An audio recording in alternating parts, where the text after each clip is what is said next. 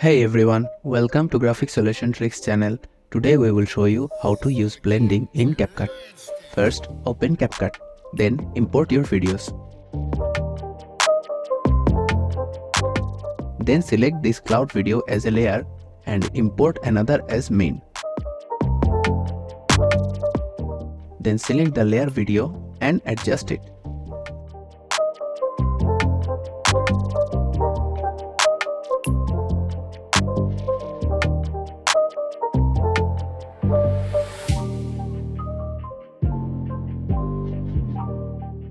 Then click on blend.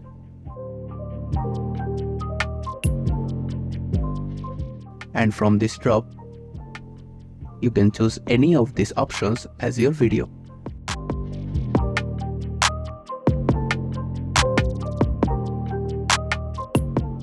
For this video, I select this darken options. From here, you can change opacity too.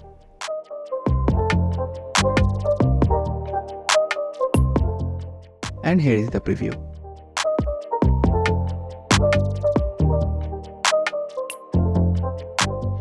That's it. If you found this video helpful, please make sure to subscribe our Graphic Solution Tricks channel. And click the bell icon for more updates.